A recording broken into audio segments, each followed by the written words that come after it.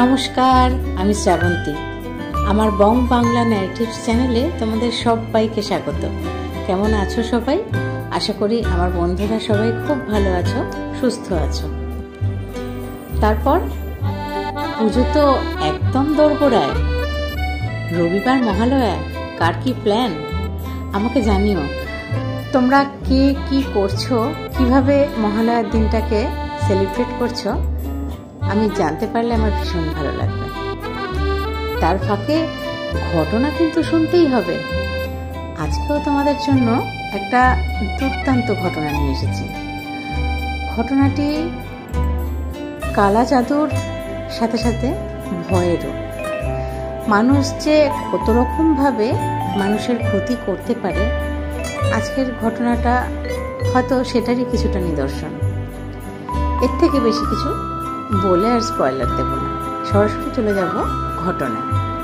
চলো শুনে নি আজকের ঘটনা। ঘুরে আসি ভয়ের দুনিয়ায়। আজকের ঘটনাটিও অর্কবাবুর লেখা। সত্যি ওনার এত সুন্দর লেখনী, আমি যতবার পড়ি মুগ্ধ হয়ে যাই। যাই হোক, অর্কবাবু যেভাবে লিখেছেন আমি তোমাদের কাছে তুলে ধরছি। আমার নাম তানিয়া। আমার এই নামটা এখন আমার নিজের কাছেই এক আতঙ্কের বিষয়।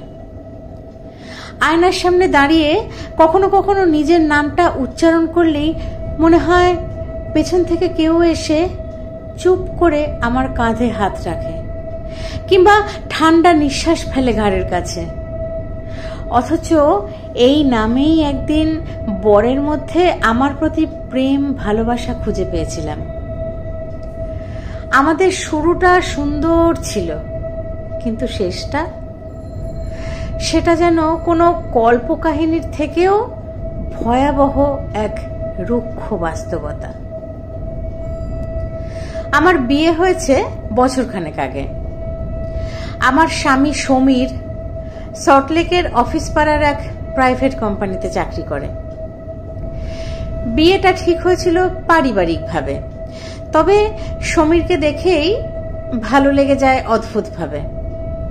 শান্ত, ভদ্র আর সম্মান দেখানো এক ব্যক্তি। সমীরের পরিবারও বেশ আন্তরিক ছিল। আমি যেন অচেনা কেউ নই, এমন করে আমাকে গ্রহণ করেছিল সমীরদের বাড়ির সবাই। এবার আসি আমার বিয়ের দিনের ঘটনায়। আমার বিয়ের দিন সকালে আমার মাসি, আমার নিজের মাসি, আমাকে নিজের হাতে আলতা পরিয়ে দিয়ে বলে, এই আলতা আমাদের পরিবারের এক ঐতিহ্য। তোর দিদিমার সময় থেকেই চলে আসছে এই ঐতিহ্য। অনেক জায়গায় ব্যবহার হয়েছে এটা, অনেককে খুব সুখে রেখেছে। তুইও পর, দেখবি তোর বর তোকে খুব ভালোবাসবে। তোর বর যেন তোর হাত ছাড়তেই পারবে না কখনো। কথাটা শুনে তখন খুব ভালো লেগেছিল। মনে হয়েছিল এটা একরকম আশীর্বাদ। কিন্তু আমি তখনও বুঝিনি সেই কাঁচের পাত্রে রাখা লাল আলতার ভেতর লুকিয়ে আছে শতাব্দী প্রাচীন এক ভয়ঙ্কর অভিশাপ। আলতার পাত্রটা দেখতে ছিল বড় অদ্ভুত। সাধারণ পাত্রের মতন একদমই নয়। ওপরটা তামার ঢাকনা, ভেতরে কাঁচের বাটি, আর এক ধরনের ধোঁয়া যেন জমে আছে আলতার উপরে। ঢাকনাটা খুলতেই যেন গায়ে কাঁটা দিয়ে উঠেছিল, কিন্তু সেটা নিজের মনে ভুল বলেই ভেবেছিলাম।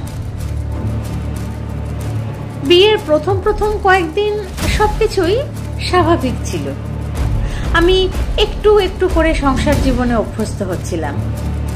সমীর আমার প্রতি খুব যত্নবান ছিল। ওদের বাড়ির সকলের আন্তরিকতায়, ভালোবাসায় আমি খুব সহজেই ওদের একজন হয়ে উঠেছিলাম। তবে বিয়ের কিছুদিন পরের এক রাত থেকেই কিছু একটা যেন বদলাতে শুরু করলো, যা আমার জীবন ছন্দকে ভেঙে তছনছ করে দিল। সেই রাতে আমার ঘুম ভাঙল ঠিক রাত 3:10। চোখ খুলে দেখলাম ঘরের চারপাশে যেন কেউ হেঁটে বেড়াচ্ছে। দরজার নিচ দিয়ে একটা ছায়া বারবার সরে সরে যাচ্ছে। সেই ছায়া মানুষের না প্রাণীর, কিছুই বুঝলাম না। একদিন ঘুম ভেঙে দেখলাম আমার বিছানায় যে চাদর পাতা ছিল, আমার পায়ের নিচ দিয়ে বিছানার চাদরটা লাল হয়ে আছে। দেখে মনে হচ্ছিল কেউ সদ্য পায়ে রং মাখিয়ে বিছানায় বসিয়ে দিয়েছে। হাত দিয়ে স্পর্শ করে দেখি চাদরটা ভেজা। গন্ধটাও বড় অদ্ভুত, আলতার গন্ধ নয়, বরং পচা মাংসের মতো গন্ধটা। এরপর ধীরে ধীরে বাড়ির অন্যান্য সদস্যরাও অস্বাভাবিক কিছু লক্ষ্য করতে শুরু করলো। সমীরের ছোট বোন আহেলি একদিন আমায় বলল, বৌদি, তুমি কি রাতে দেয়ালের গায়ে কিছু লিখছিলে? আমি তো অবাক হয়ে বললাম, না তো, কেন বলো তো? আহেলি চুপচাপ আমাকে নিয়ে গেল রান্নাঘরের পেছন দিকে।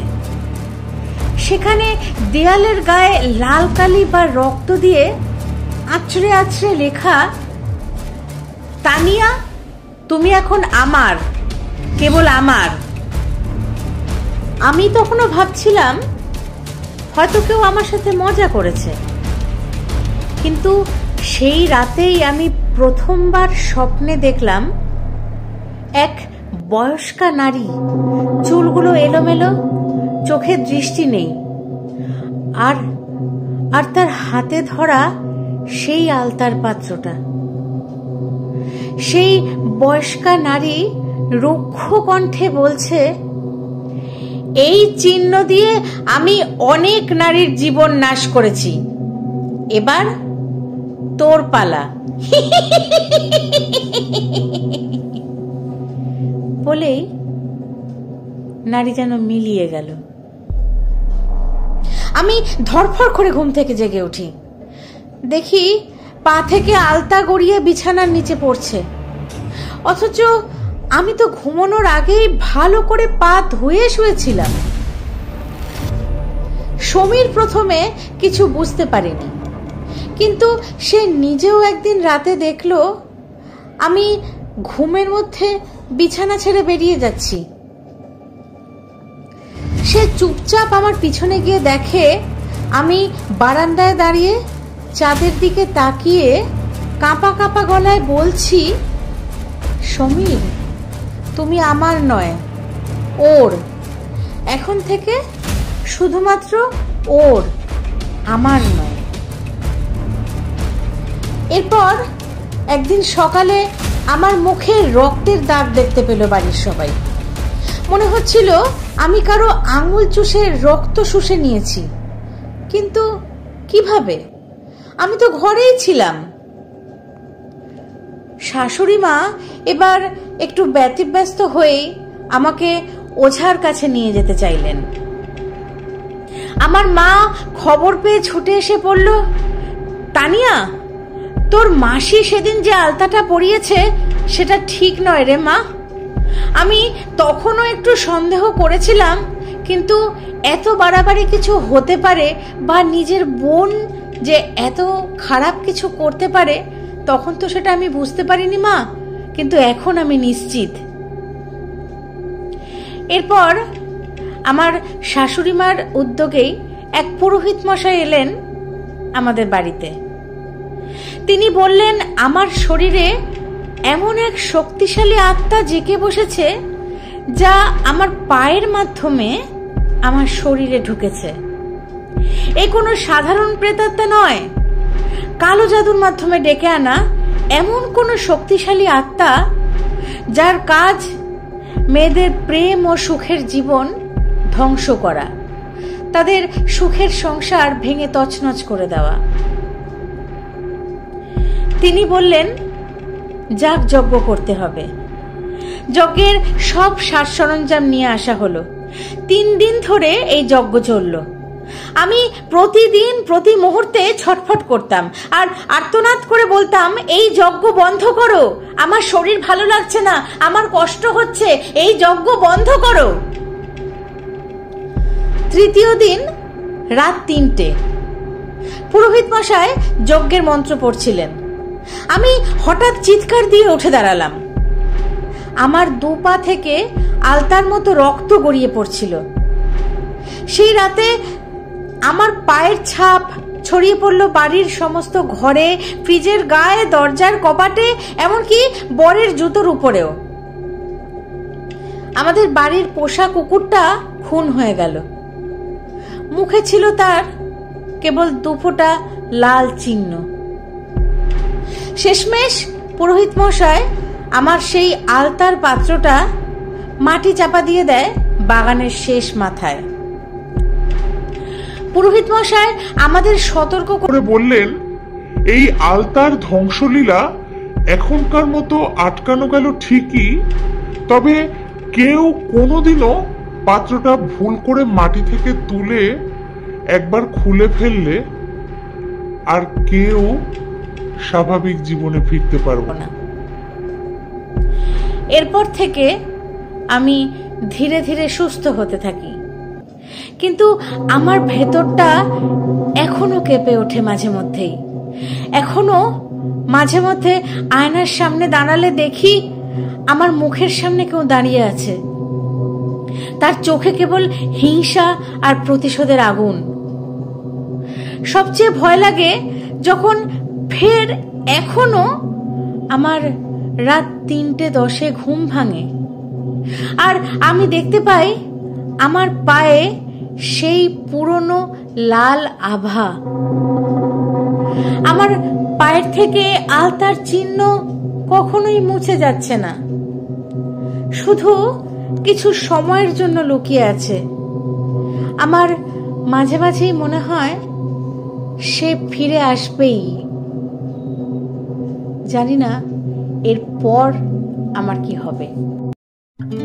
দুর্দান্ত একটি ঘটনা। সত্যি ঘটনাটি পড়তে পড়তেই আমার সারা শরীর কেঁপে উঠছিল। নিজের লোকও যে আমাদের কত ক্ষতি করতে পারে এই টাইপের ঘটনাগুলো পড়লে, শুনলে, জানলে বুঝতে পারা যায়। কখনো কখনো তো আমাদের এই উপমাটাও সত্যি হয়ে যায় যে ঘরের চেয়ে পর ভালো। না হলে নিজের মাসি, সে কি কখনো এমন কাজ করতে পারে? দিদির সন্তান, সে তো নিজেরই সন্তান, তাই না? তাহলে সেই সন্তানের মঙ্গল কামনা না করে উল্টো তার সারাটা জীবন ধ্বংস করে দিল। এখনো মানুষ হয়, তাই না? কি বলবো এরপর, আমি তো ভাষাই খুঁজে পাচ্ছি না। এত ভয়ঙ্কর ভাবেও যে কেউ নিজের লোকের ক্ষতি করতে পারে সত্যি ভাবা যায় না। তোমাদের কি মনে হয় কতটা নৃশংস, কতটা নিষ্ঠুর, হিংসাপরায়ণ মানসিকতা হলে মানুষ এমন কাজ করতে পারে, নিজের লোক এমন কাজ করতে পারে, তাই না? তোমাদের কারোরও যদি এরকম কোনো অভিজ্ঞতা হয়ে থাকে বা জানা থাকে আমাকে পাঠিয়ে দিতে পারো। ডেসক্রিপশন বক্সে আমার ইমেল আইডি দেওয়া আছে, rupkathasen2008@gmail.com। তাহলে আমরা সেই ঘটনাগুলিও শেয়ার করতে পারবো, আমরা সবাই আরো সচেতন হতে পারবো। তোমাদের আজকের ঘটনা শুনে কার কি মনে হলো আমাকে কমেন্ট করে জানাতে ভুলো না। আমার ঘটনা পাঠ যদি তোমাদের ভালো লাগে তাহলে তোমাদের কাছ থেকে একটা লাইক, কমেন্ট আর শেয়ার আশা করি বন্ধুরা। সোমবার আর শুক্রবার তোমাদের জন্য আমি শ্রাবন্তী নিত্য নতুন ঘটনা আনতে থাকি। সেই সব ঘটনার সাথে থাকতে হলে আমার চ্যানেলটিকে সাবস্ক্রাইব করে আমার পাশে থেকো। আজ তাহলে এই পর্যন্তই। আজকের ঘটনা শোনো, তারপর রবিবার খুব ভালো মতো মহালয়া সেলিব্রেট করো। আবার তোমাদের কাছে আরেকটি দুর্দান্ত ঘটনা নিয়ে চলে আসবো আগামী সোমবার। ততক্ষণ সবাই খুব ভালো থেকো, সুস্থ থেকো। ধন্যবাদ।